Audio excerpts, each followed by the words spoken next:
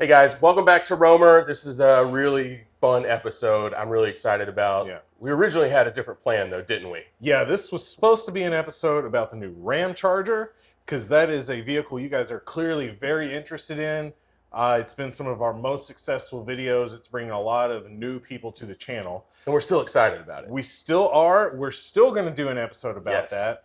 that. So please make sure you're submitting questions to us about that. You've had a lot of great questions so far, but we had to pivot because something happened this week that was pretty big in the car industry.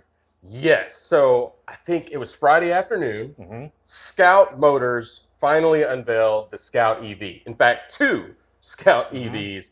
And that live reveal, we're showing it to you back here. We're replaying it for you. We got two incredible products and we have to talk about them.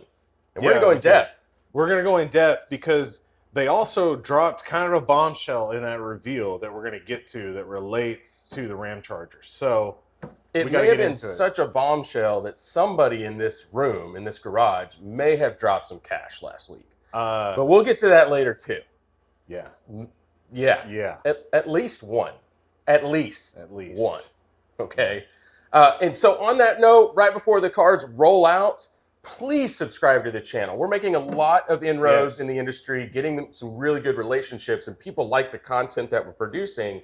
But access to these vehicles comes with eyeballs. All right. So that's how you can help us out. We want to bring you the best info possible on Scout, on Ramcharger, on these really innovative drivetrains, but we need you to subscribe to the channel. So just go down there right now. Please. Right down there. Please. Hit that button. It's very important because, like I said, with the, hang on. Hang on. The door's opening. They're about to roll them out. And here we go. The new Scout EVs.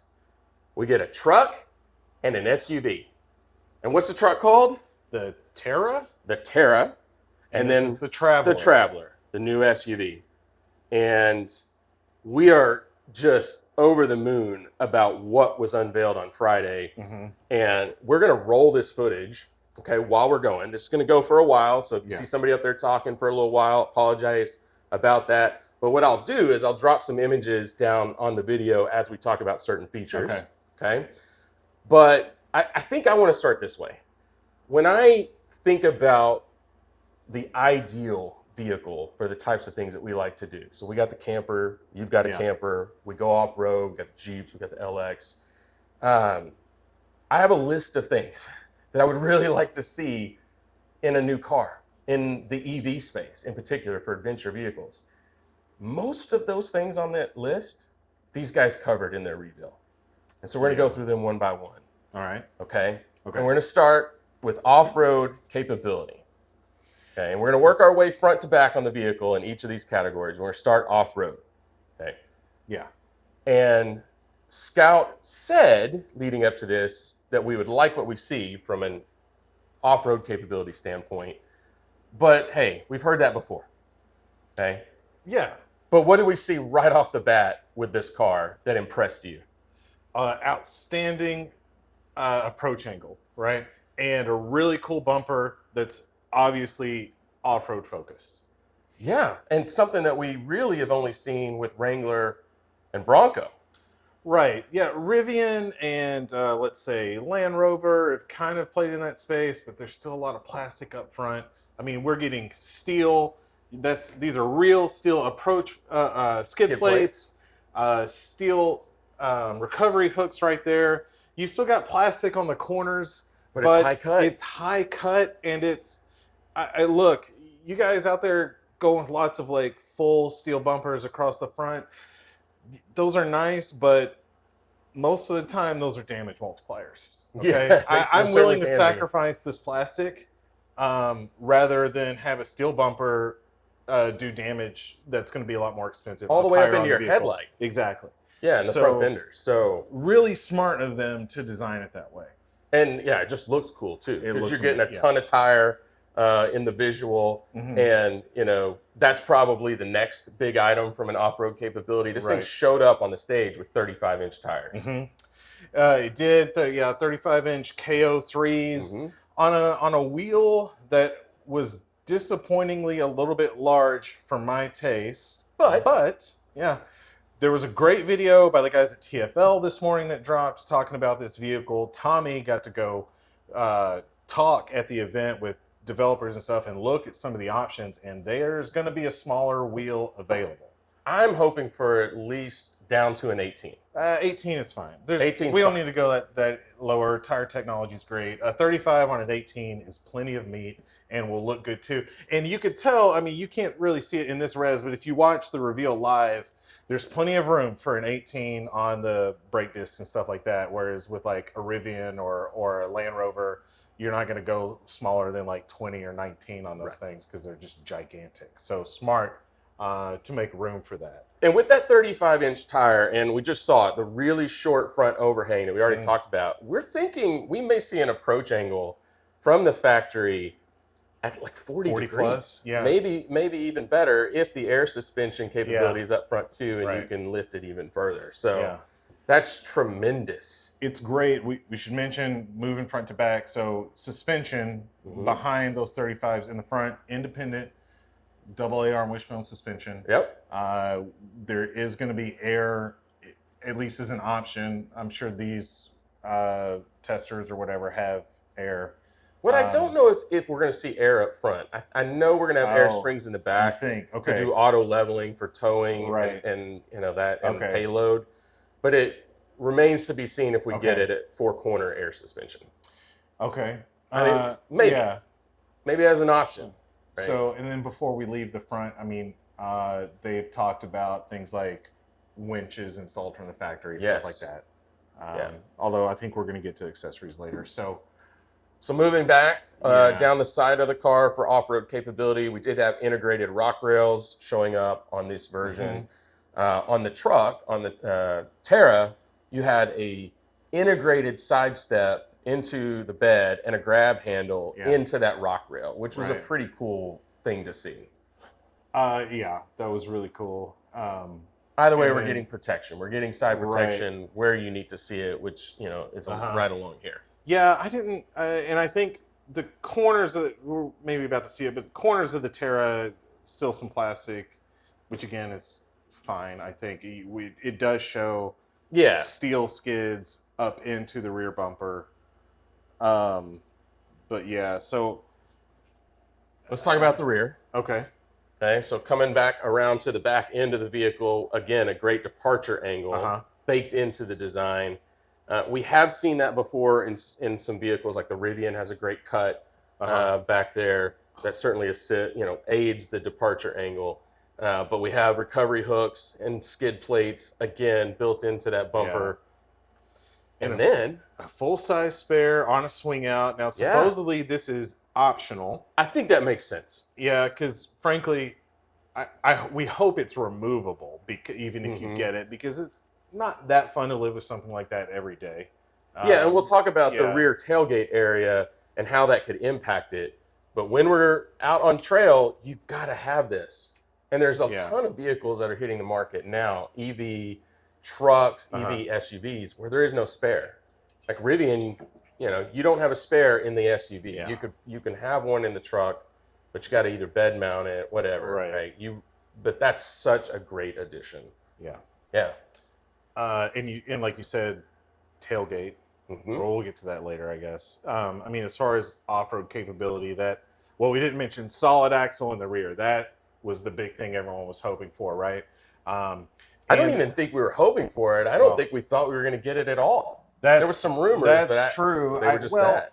Early on, I think everyone was a little bit worried about the influence of Volkswagen on the platform, because I think early on, we thought, we'd get something like that.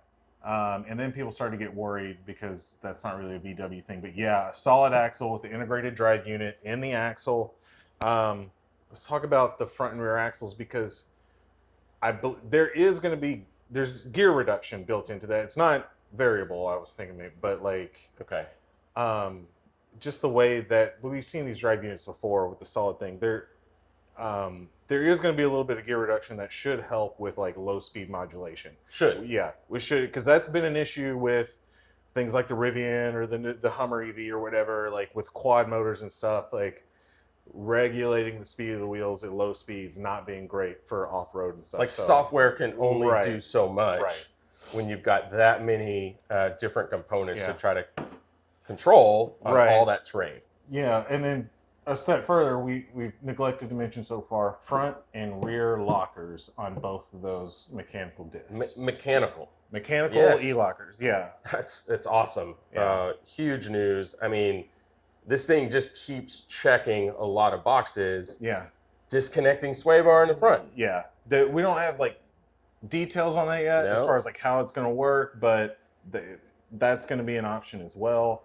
So, you know, as far as hardcore off-roading, the only thing it's missing, I guess, is a solid axle in the front. But in reality, you don't really need that. Toyota gets away without it just fine. Ford on the Bronco.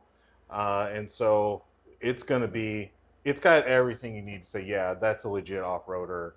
I can do some pretty hardcore stuff. And as much as we all love the solid axle in the off-road world, even Jeep is probably going to have to give that up at some point in this transition to electrification. Right. We'll see what they do, but most likely they'll have to offer up some kind of compromise there, and we'll probably pivot away from it, at least in all of their products except for Wrangler.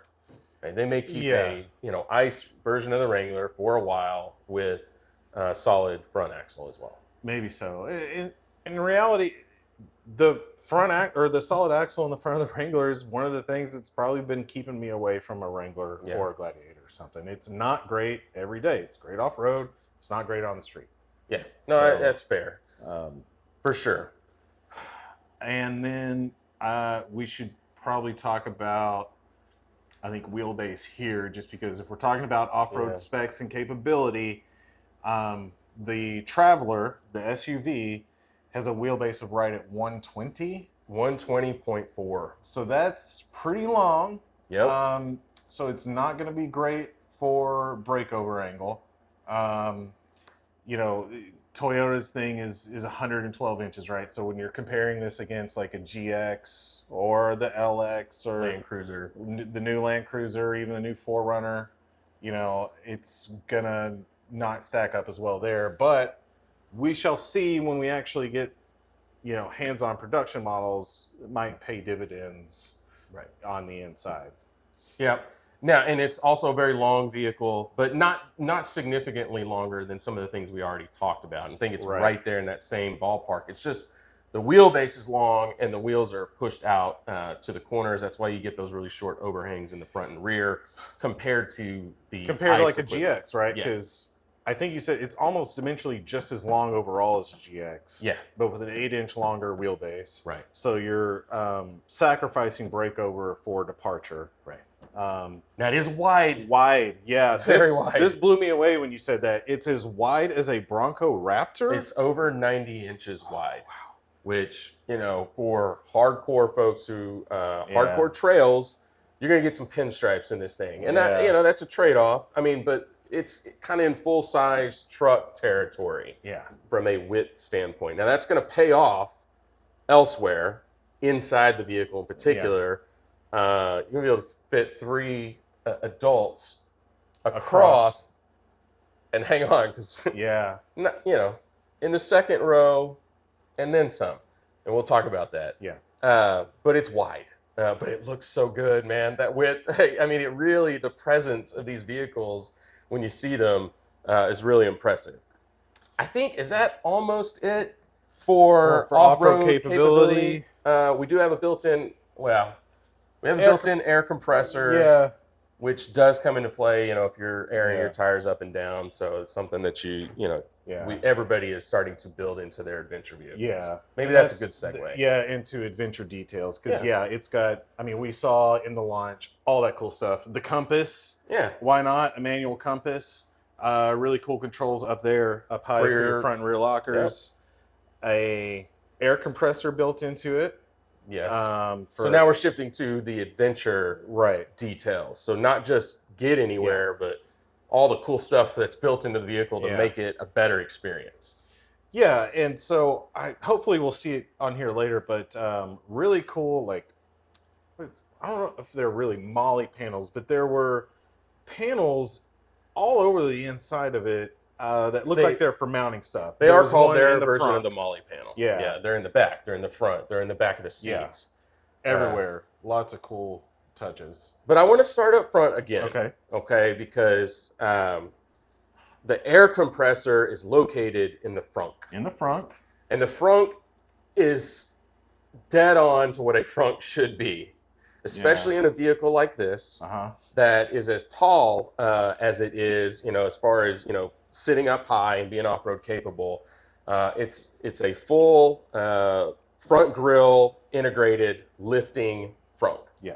Okay, so you're able to access this thing kind of, let's say hip high and up and get things into that front.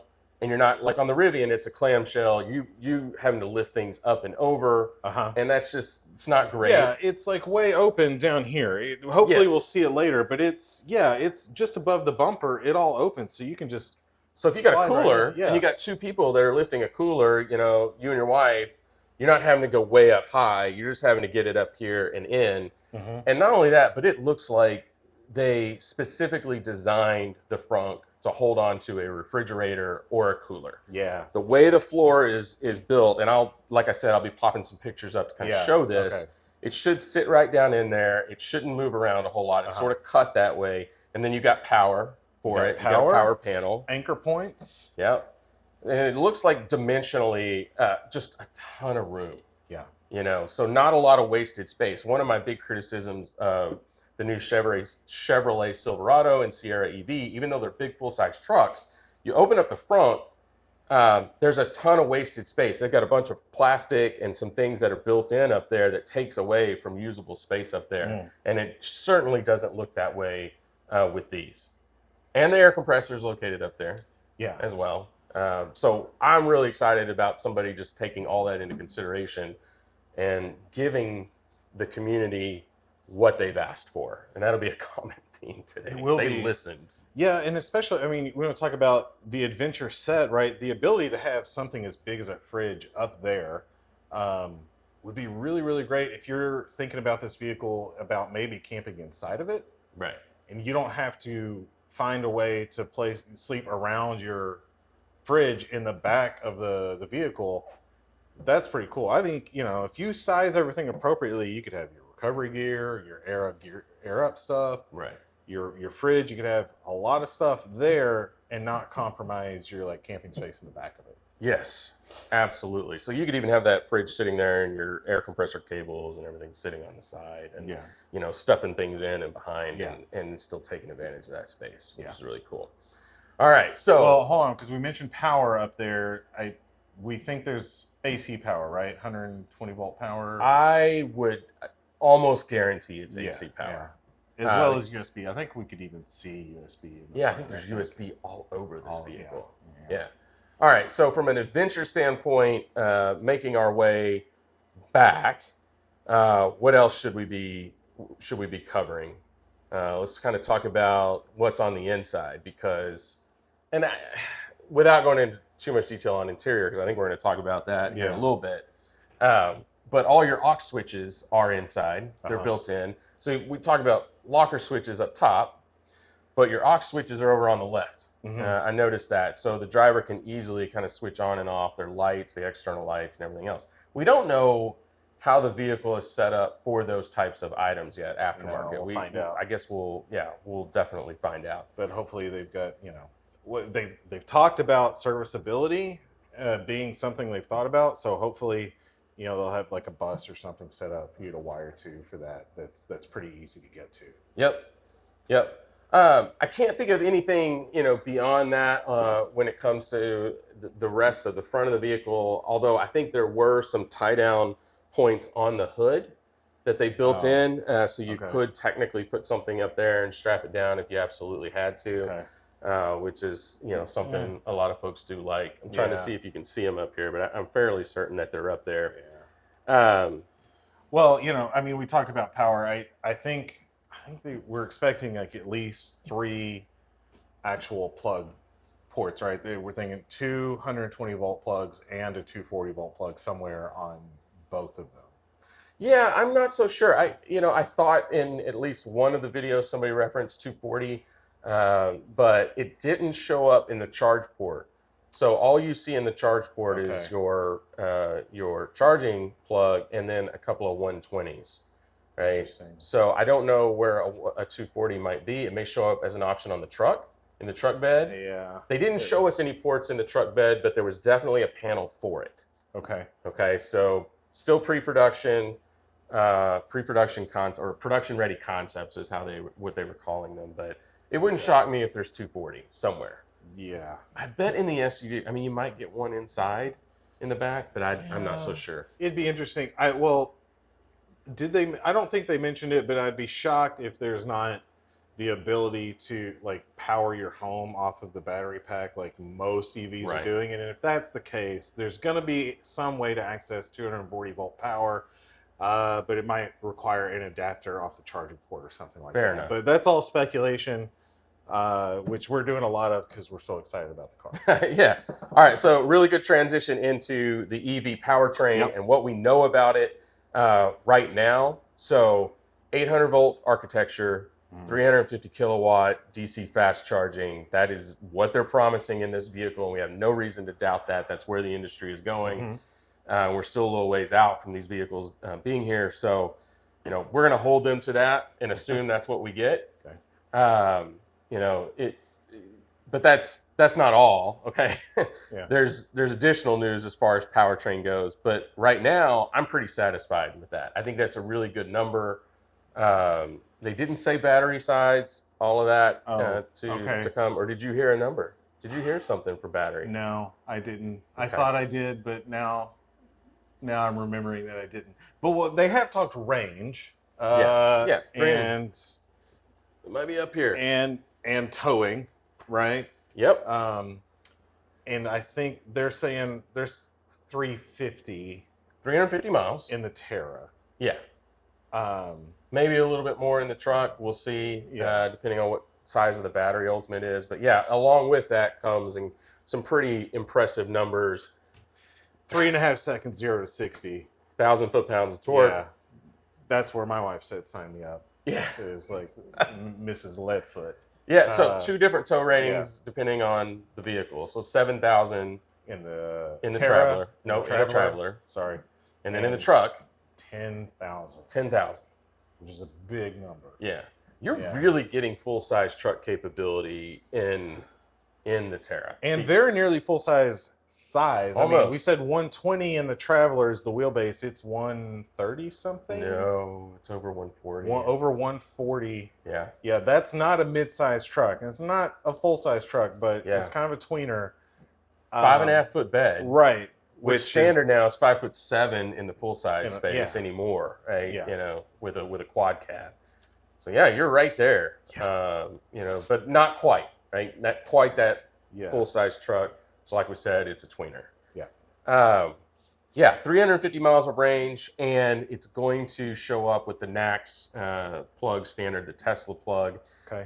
And which is great news for everybody. So this thing is going to be able to charge all over the U.S. And by the time it comes to market, there's going to be so many, probably 2.5 to 3 times the number of chargers that are on the road today will be in place by then. So I'm not worried at all about range from an EV standpoint.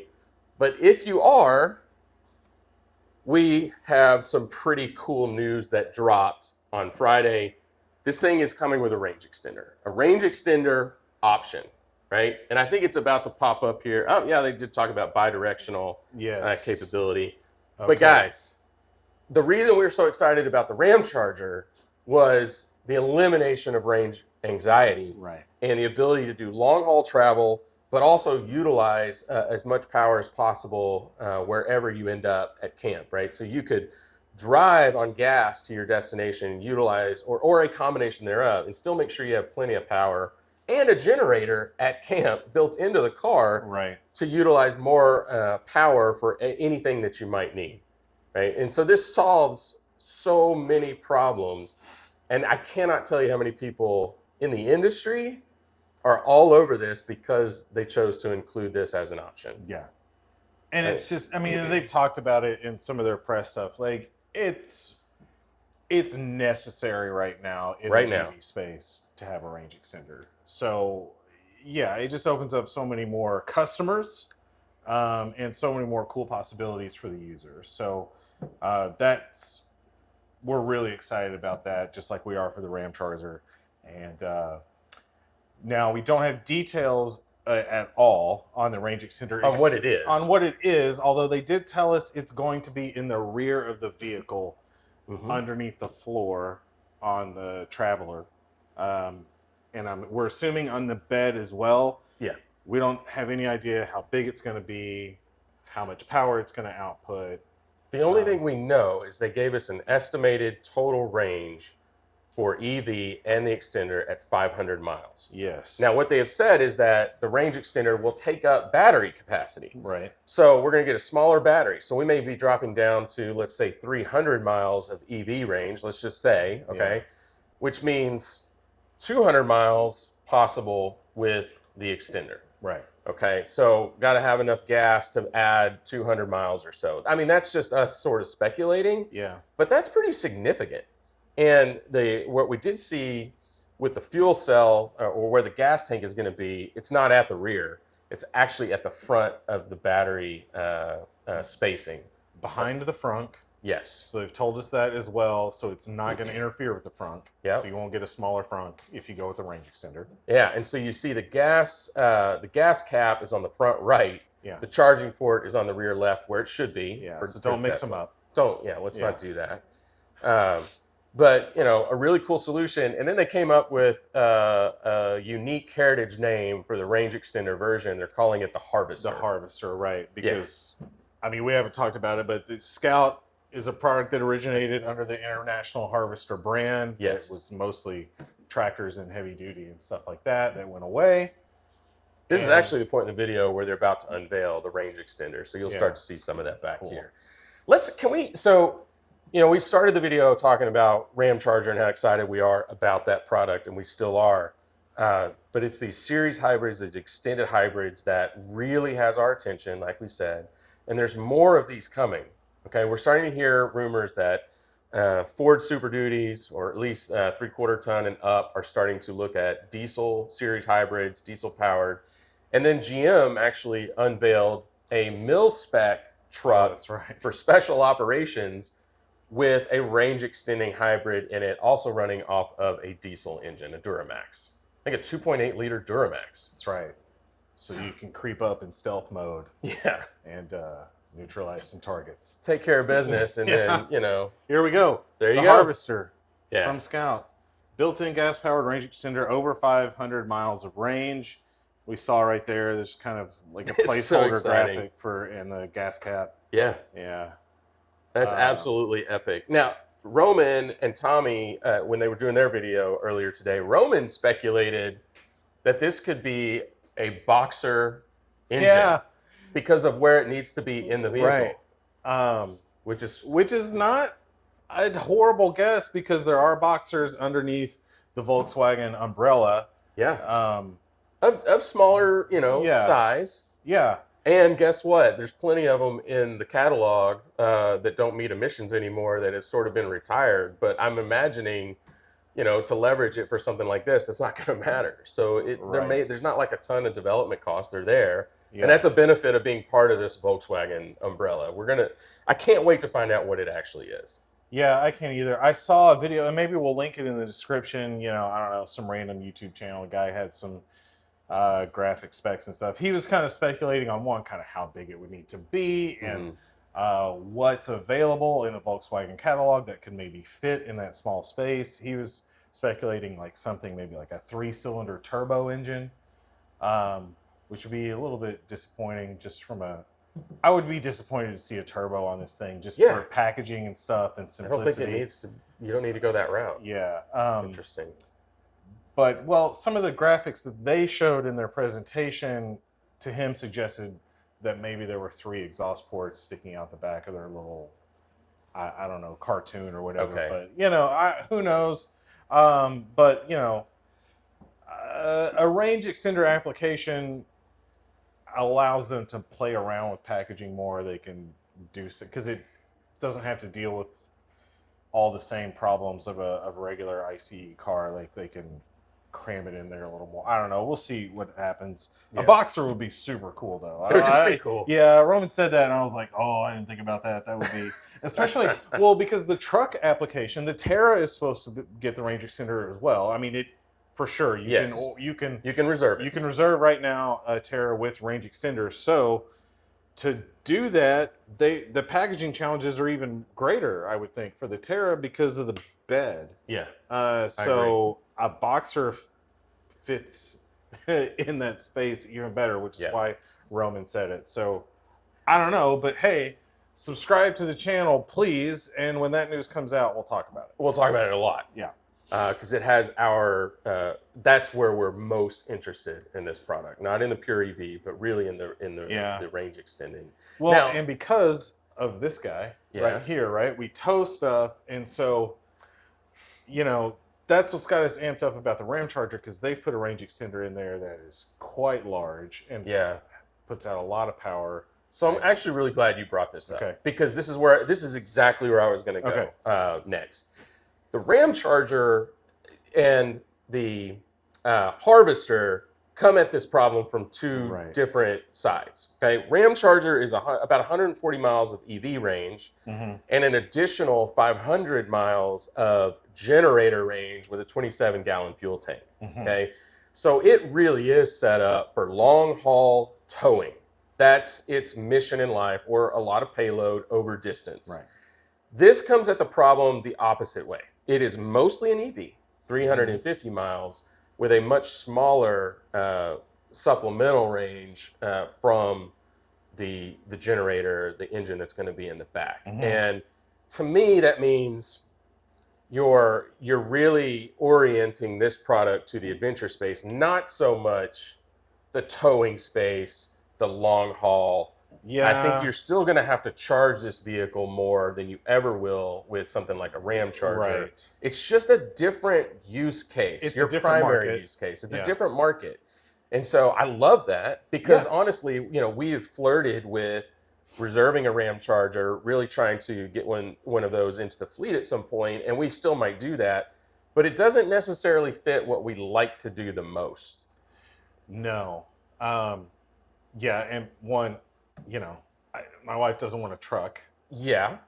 Which, and I don't really either. I don't know. But yeah, no, you're right. That they are going after truck people that want a truck to do heavy truck things. Which we got to have. Yeah. The market needs it, but that's not what Scout's going after. I do hope whatever they pick, Roman brought up in their video this morning that something like the BMW i30 and their range extender, like that's a tiny motorcycle engine. And once it comes on, if your battery's depleted, it's not enough power to make the car go because it's a fully series hybrid and you've got to generate the power, push it into the battery, and then it's got to go out the battery to the wheels. And that's a problem. You need, once the battery goes down, to be able to drive the car like you want to drive it. Yeah. And so that's the balance.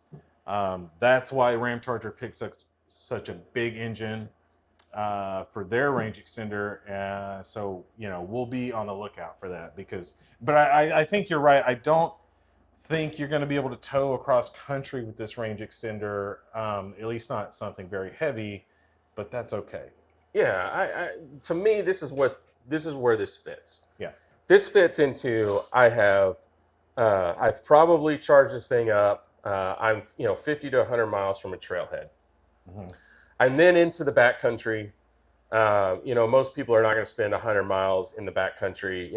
You're not covering a lot of ground and a lot of time, but it may be in that 50 to 75 mile range, something like that. And then you're at camp and you're powering all your devices. But now you've got enough range where you could at least run your generator, maybe charge your batteries back up, or you're just to get out of the backcountry with plenty of room to spare and get to a gas station. There's going to be a gas station on the other end of that. There may not be a charging station on the other end of that, on the other side of the pass, but you're going to have a gas station in Right. whatever town you come to. Mhm. And so then you're able to get yourself to that next high-speed charging station and not spend, a whole lot of time. I just think it's set up the right way for that use case. Now, on the flip side, what we have heard, and we're not going to get into this in depth today, we're going to do this ramcharger video. But the biggest use case risk or complaint is towing over grade. Mountain passes and everything else, and you depleted your battery. Now you're relying on the generator, and you can't make it. To which I'm just going to say, a little bit of planning and foresight is going to go a long way to ensuring you never, ever hit that. Right. Okay, so I think let's talk about that in that video. Yeah. Well, and just to say, like, you've got that Wrangler 4xe over there in the garage. Mm-hmm. It has something, like, I think there are a lot of people that aren't that familiar with the plug-in hybrids that already exist. And so that they're confused about how they work. You know what I mean? They don't really understand how it works. That has something called e-save. Most plug-in hybrids have a mode like this. And what that does is if you can tell the car ahead of time that, look, I need to preserve battery, I need to use more gas, and it will do that. If you know that this is going to be an issue, you can set off from the house. We know there's going to be a mode like this in the Ramcharger. They've already said it. Yes. I have to believe there's going to be one in the Scouts where you can just tell the car, I need to preserve the battery, run the generator now. Don't wait for it to go down. And so you can get into all these calculations about how much power does it take to carry all your stuff across this distance, and so what power can the engine put out. You're never going to need to utilize the full horsepower of the engine the entire time you're rolling down the road, right? Like, there will be chances for the range extender to catch up while you're not using that much power. You'll be able to sort it out. I have to believe that. So we'll see when the details come out, but that's how they work. Okay, it's time to pivot. We got to go inside the vehicle because holy crap, this is a nice interior. And I was frankly pretty shocked when we saw what they've designed on the inside of the Scout. It is premium, very well thought out, with some really interesting options. At least one. I should say at least one. Right? Yeah. But what were your overall impressions when you saw, what they're going to roll out into this vehicle? Well, right away, like you said, it looks very nice, but also I thought, okay, I don't see any Volkswagen parts bin anywhere. Right. At least not visually. No, not visually. And they have said, hey, yeah. but some of the things behind the scenes, window regulators, wiring harnesses, things Stuff like that, for sure. Frankly, stuff you want, Yes. because that is going to help them get it to market faster. It's going to help them get it to market cheaper. Things that make sense. This is otherwise a ground up platform that they have done themselves here in the U.S., designed in the U.S., and so, no, it looks really good. I love the switchgear. Switchgear. Okay. It's not all just buried in a screen? Oh, we have actual buttons on the inside? Yeah. Yeah, and we talked about that before. If you're going to have an off-road focused vehicle, you have to have actual buttons. Yes. It just... Volume knobs and switches for climate control and those things, because when you're bouncing around on trail and trying to hit a touch screen, hell, it's barely tolerable on a rough road around town. Yeah. It drives me absolutely bonkers, but it all looks really good. It's all premium, also sustainable materials, and it's really varied throughout. So you're getting these fabrics, you're getting these cool patterns in the leather. They showed off some really neat stuff, even in like the headliners, and they broke it up. I mean, so you're getting a lot of different materials around the driver and the passenger, but it all works really well. So one of the things I heard about this was that it is very Rivian-esque, and we'll talk a little bit more when we talk just overall exterior design. But if there is a comparison, it actually is on the interior. I do think the overall design ethos is very similar. But guys, that's also just kind of where everything is going.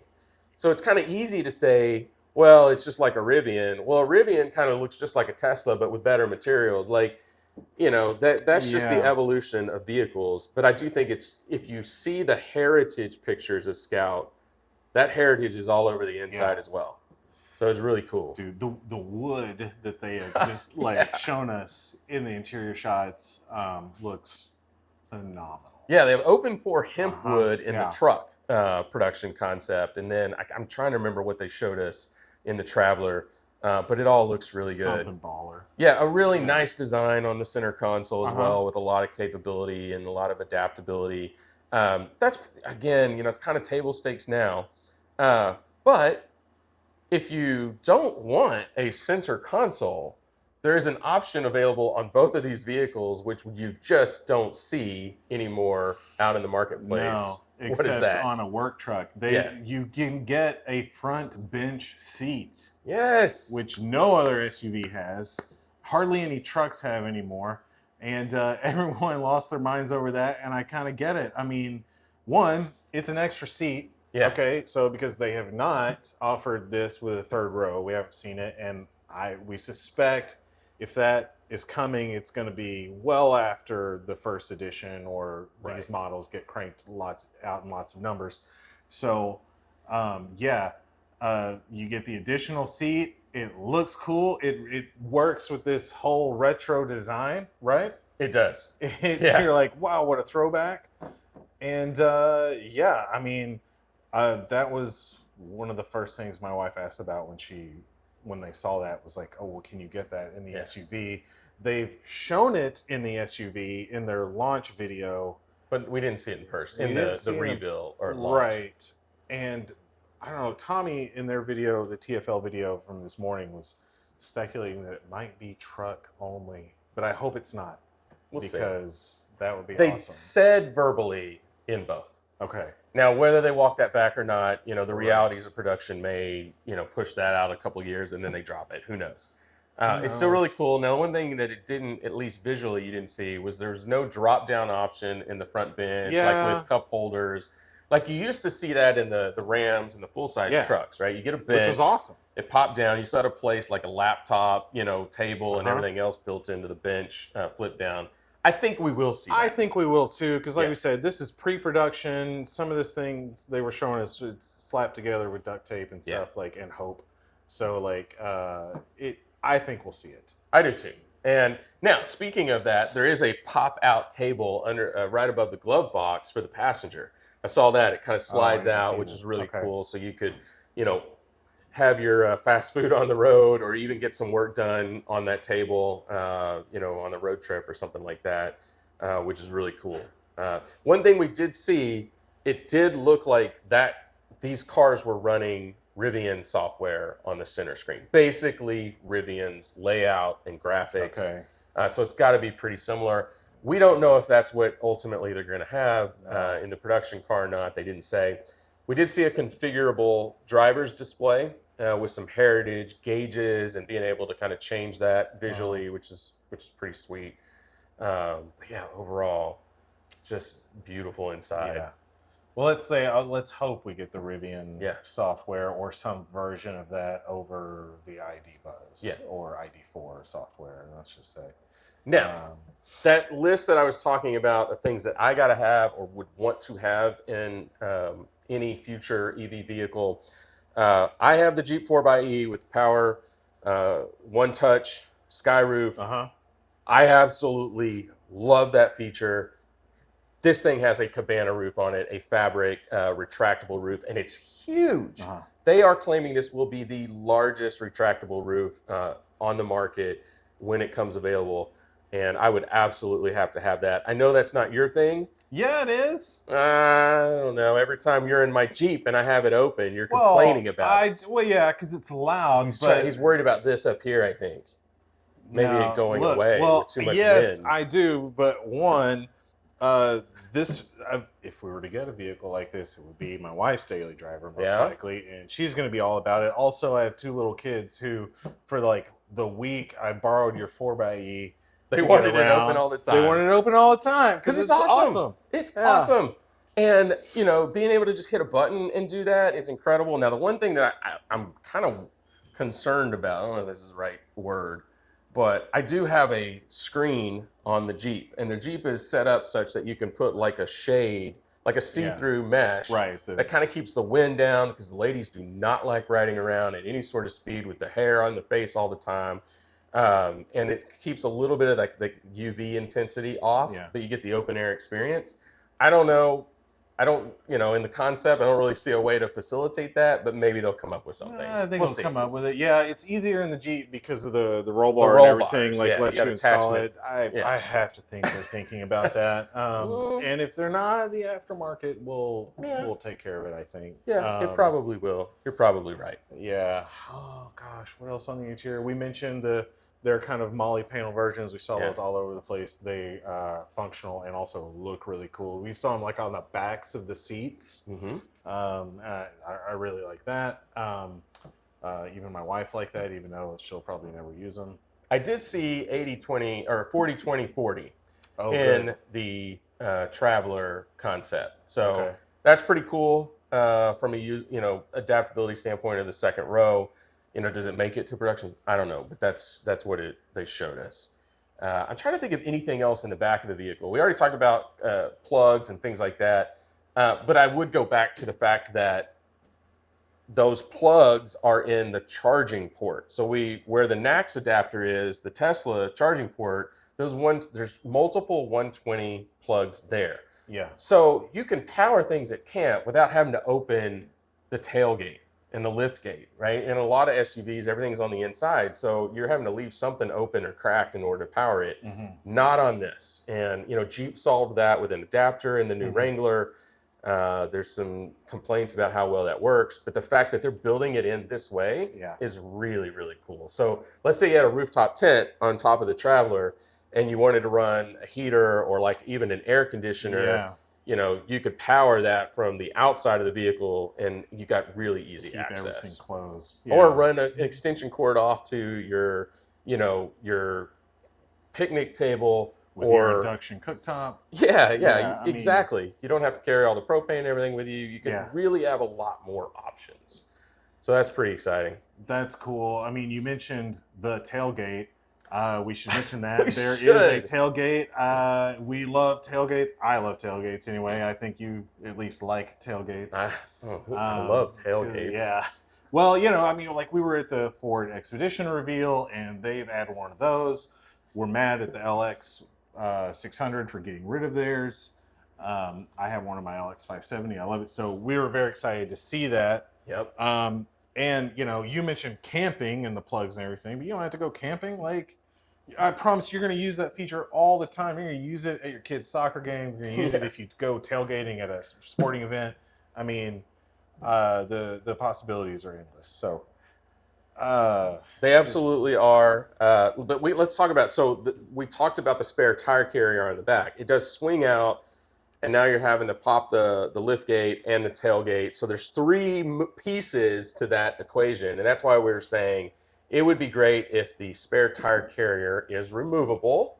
Okay, so you could get it as an option, but it'd be great if it's easy to remove. Because daily, I don't necessarily want it on there if I'm opening and closing all that all the time. I'm thinking back to glancing at this video, though, and I wish we could come back to that. Maybe you can add it in post if we can look at it later, because it looked to me like the hinge is contained within the lift gate. So I almost wonder if it's possible to lift the lift gate with the tire on it. That would be really difficult because that would be really heavy for the lift gate to power up. Yeah, we'll have to go back and take a look at that in more detail. But I'm pretty sure when Tommy was doing his walk around on Friday from TFL that like, when he asked the guy to show him the inside, because they weren't allowed to touch the pre-production models, that he did swing out that tire carrier and plop down the tailgate. So whatever. All right, maybe I'm an idiot. But yeah, it would be nice to do something about that, because you don't want to do that every time. You don't want to do it if you have a handful of groceries. Although, you could just put those in the frunk. In the frunk, right? On a daily basis, that is exactly what I do, because I like to pull through parking spaces. And, coming in and out of stores, pop that front, drop everything in there, And when you get home, pull into the garage, it's right there. You can unload it and go in the house. So I'm a big advocate for that space. Sure. Exterior design. Yeah. How this thing looks. And look, we're kind of recycling through some footage back here because we've been going for a while, which we had planned on doing. This vehicle looks so good. So stinking good. The proportions are classic Scout. You know, it's retaining so many of those heritage design elements. They really, really thought this out.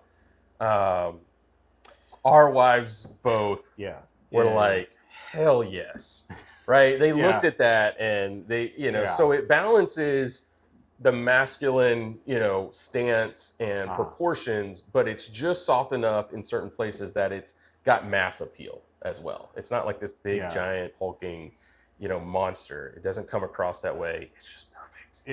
It's dang near perfect. It's so clean, perfectly retro without looking. God, what's funny is when it came out on Friday in our text group or whatever, you sent me a picture and you were like, "Doesn't this just look stupid now?" And it was a picture of the new Bronco, and that's what's so annoying. Is, I mean, no, the Bronco doesn't. I love the Bronco. The Bronco's a cool, but it all of a sudden just looks completely out of date. Completely. I mean, when the Bronco came out, I was like, yeah, it's a little bit. It's as if the Bronco was wearing a nicely tailored suit, right? Like it went to the tailor and got fitted and worked out a little bit, and now just looks amazing. Yeah, that's what it looks like to me. And that I'm not trying to say it looks like a Bronco. Although both of these vehicles lean on their heritage, and if you go back in time, guess what? They all look like that. They looked very similar. They all looked kind of the same, right? The same proportions, the big grills, the big, quarter panels and everything else. So it's not surprising. I could honestly go for a little bit more heritage in the grill on this one and the lights and everything. It looks great as you're going to be very able to clean. do that. You're going to be able to do that. The aftermarket, the Scout heritage folks are going to come through for us, and you'll be able to customize the hell out of it. But I understand why they didn't, precisely because of what we just said. Because as we go on, the Bronco, it's looking a little bit more cartoony, a little cliche, and this is so clean. So yeah, we'll see, but so clean. And then the body line on the rear quarter window. Oh man, it's awesome. And I think I texted you. It reminded me at first glance, because you're so used to modern vehicles, it reminded me of kind of the new LX600 series, the way it's cut at the back, at least on the window line and in the rear area. But then you go back and you look see at the original Scouts, and it is straight Scout. Right. Okay, so LX is borrowing from Scout. That's the way I'm going to say it today. Right. I mean, it just looks fantastic. The lighting elements, front and rear. We've got side marker lighting that's throwback. What about the little heritage line on the Terra on the bed? So right above the wheels, it got this little heritage line. It's like chamfered or something across the bed. I thought it looked really cool. It's straight lifted from the original. Oh, it's gone now. Yeah.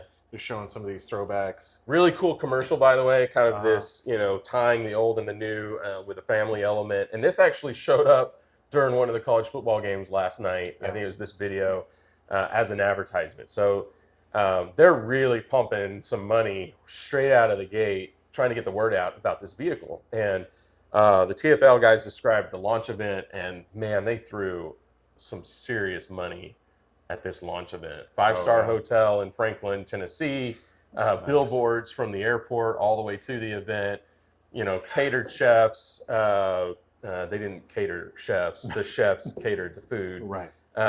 All kinds of events for the journalists that they brought out. We weren't invited, which is a reminder.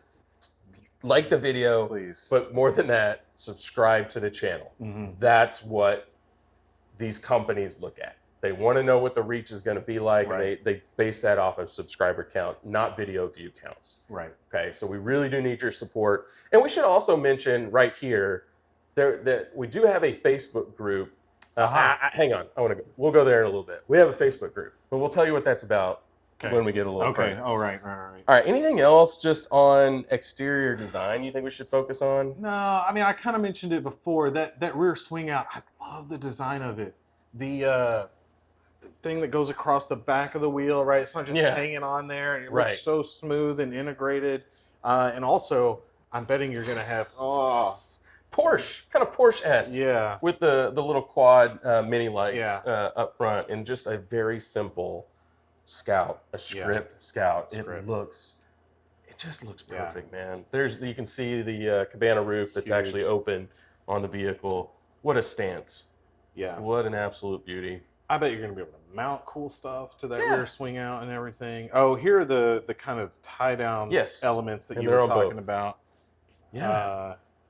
Yeah, but So- and that kind of chamfered. That is such a classic Scout line. Yeah. It looks so good. Comes from the belt line, right, and just all the way to the back, and it's just Integrated handle on the back Yeah. side of the cab, so you've got a step down here that's built into the side of the vehicle, and then a grab handle. So if you need to be able to pop up and grab something in the front of the bed or up top, let's say you have a rack, like a roof rack, not a roof rack, a bed rack, and something up top from there, right. you can pop up and get to that. So they kind of thought of all of these things in the overall design.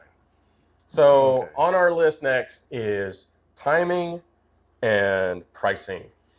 Yes. So 2027 model year is what they're saying. Do we think they're not going to get here until 2027? I think they said production will be in 2027. Oh. Yeah. Oh no. So that could be anywhere from vehicles showing up in, spring of 2027 to 2028. Let's see. Yeah. Honestly, we think that it feels really far out today. It'll be here pretty dang quick. Yeah. And then pricing. So just under 60 to That's start, what they're right? saying. Yeah, and certainly not for this. No. This is what they call the hero truck, right? Right. So this has got a lot of options on it. I mean, I'm going to guess, looking at this, 80 to 90. Yeah, with all the lockers and the sway Yeah. bar disconnect and all the coolest stuff. Yeah. 80 to 90. Yeah. And that which is going to compete very nicely with the Rivian, the loaded out GX550 Overtrails, stuff like that. It's where it should be. Yeah. But we may only Right get over the hero top. trucks at launch, right? I mean, if they follow form with all the other manufacturers, why would they go out and introduce the $60,000 version up front as a buildable option when you got a whole long list of reservation holders and they're willing to buy this version of the truck? And that's just smart. Got to pay your people. Got to try to make some money. Yeah. So that's what we would expect. And we've also done this song and dance before with a lot of manufacturers, Tesla, where we promise a lot of things and those timelines slip and then ultimately fall off as well. Yeah. Now, I don't think that's going to happen here because of VW's involvement. And that's honestly, that's where I want to go next. Well, right? yeah, hold on. They also, I don't think, like that $60,000 mark, that's not some pie in the sky number. If they'd come out and said, we think it's going to be like 42, we'd be like, the hell it is. Like, there's no way you're going to make that price point in 2.5 years. But I think it seems reasonable. It seems reasonable. It makes sense. So, sorry, go ahead. No, it's okay. This is a American-based company, headquartered in Virginia, building cars that are designed in Michigan, but building them in South Carolina. Okay, it is owned by VW, and there are some people who are, I don't want a German company messing up what Scout is. Every indication are, guys, this is an American design and American built for the American market car. You're getting corporate money, but it sure looks like they've kept their hands off and let a talented team go to work. And I don't think that should be a concern. If anything, I think it should benefit the company in the long run. You're going to have stability. You've got commitment. They threw so much money at just this particular launch. They're very serious about this. So, I think where everybody gets nervous is they look across the street and they look at Jeep and they see what Stellantis has kind of done with Jeep over the last couple of years. They bought them. They honestly brought a lot of inconsistency and change of direction in product planning and placement, and everything just got muddled and confused. They don't seem to understand the American market. They don't. They don't, and I think so everybody's kind of looking at that going, well, I don't want that to happen here. That's not what I see here. No. I don't see any confusion on what it is that American buyers want and expect in this space. And in fact, they've thrown everything that we say we want at these vehicles. Right. When even companies like Rivian or Ford with Bronco have not done so. Right? There's gaps in that product. There's things that we have come to expect that we're still not really seeing. So I don't know. I think they're set up for success. They just got to get to production. Yeah. Right? They have to use the partnership, use their corporate overlords wisely. It looks like they've done that. And, you know, like I said, we've got a few years now to watch as the product develops and see what happens. And we will be covering it very closely because... Because we both reserved one. We both reserved one. Yeah. We did. Yeah. And like look, immediately. Immediately. Like I was on the website. I'm watching the reveal. I'm on the website trying to figure it out and get my $100 in. And I get a text that just says, I just reserved one from this guy. Yeah. So he's ahead of me in line. That's right. So I'm not happy about that. What did you reserve? A Traveler with the range extender. The Harvester.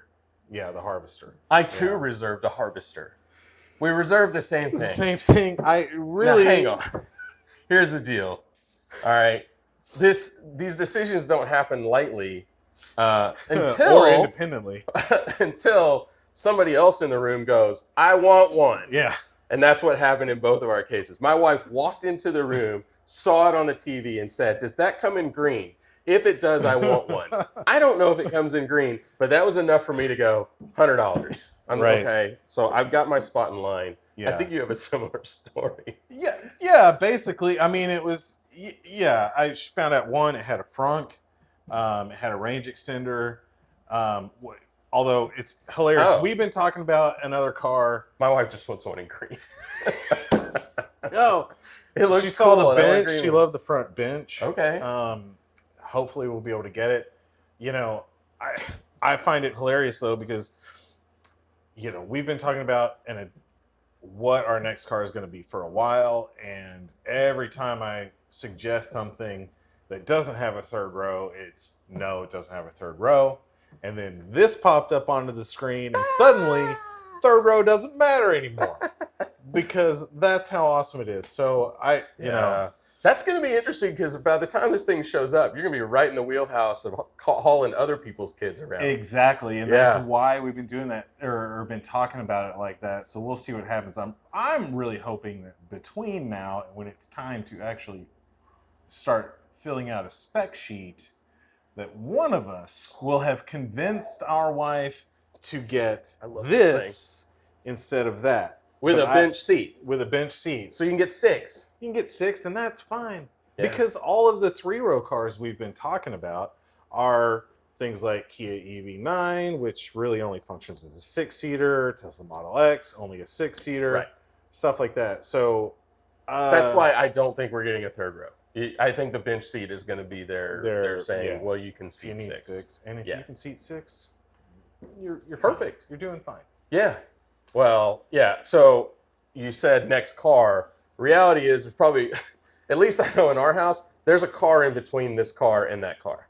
Right? There's at least one. There might be 2. While we're waiting for 2028, I'm going to try real hard. I mean, it's not happening in my house. That lease is up next spring. That's happening, and But look, at least now I have this reservation. I can be like, look, do you want it or not? Because if you want it, between now and then, we're gonna have to save up. Or this channel needs a lot more subscribers. Yes. Please subscribe to the channel, and then maybe we can subsidize some of our cool content and bring you better stuff. For you. It's really all for you. And trust me, look, we're not going to go out and buy cars to keep like for 5 years. That's not how we roll anyway. Like, we need stuff for 12 to 18 months to do some long-term reviews with. That's why we're still focused on Ramcharger. Yeah. We're going to try to do our best to get access to that. We need your help. Okay, we've got to have your help. But we think we can do it. We've got really good contacts within Stellantis. We just need eyeballs. And so, and we're not kidding. They want to give us a car so yes. bad. They really do. Yep. But they can't. Yep. Not So yet. please help us with that. Yeah. Yeah. Keep watching, keep liking, and be subscribing. And we mentioned, so we are reservation holders. We'll leave a link in the description to a reservation holder Facebook group that you can join to stay up to date with news and stuff. Yeah, we jumped in on that early. We created one for people to come and learn about the car, and any new news that we get will be uploaded there. We're going to put this video within that group too, so all of that will be there, and people can add their own videos and content, and just exchange ideas on why are you reserving the Scout, which version, what are you going to do with it, what do you love about it. I think we even got some polls up, with some of the different features to try to gauge people's specific interest in the product. So so then we can then make more videos and address your questions that come up in that group. Absolutely. Guys, I think that's it, right? Yeah. We've been going for a while, well over an hour with this video. We knew we had a lot to talk about, just such an exciting product. Thank you guys for watching, hanging in there with us. Thank you for subscribing to the channel, liking these videos. Drop those comments down below. We love interacting with you guys on what you think about the vehicle, what you love, what you don't love, how much you hate EVs and you would never drive one, even though you stuck with us and watched the video just to hate on it. I don't know. Frankly, if that's you, you're my favorite viewer, and I'm not kidding. Yeah, please stay with it. For some reason, comment some more. For some reason, hate fuels the algorithm. That's pretty common today. So yeah, thanks for watching, Roamer, and watch those other videos. We got Ramcharger coming soon, and we end it the only way we know how, with Casey's Awkward Waves.